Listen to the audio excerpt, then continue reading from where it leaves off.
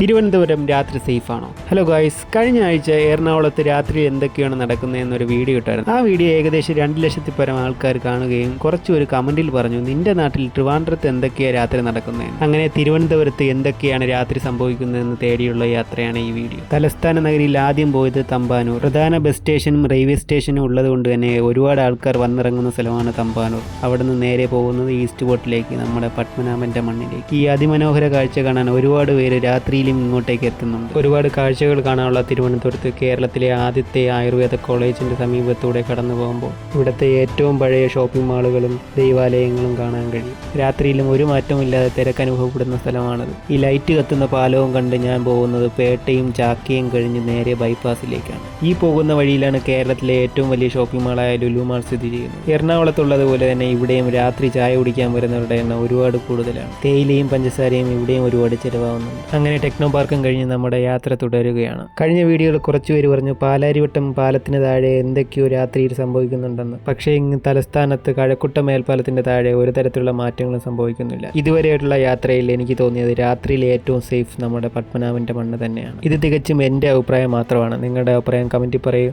Okay guys, അടുത്ത video കാണാം.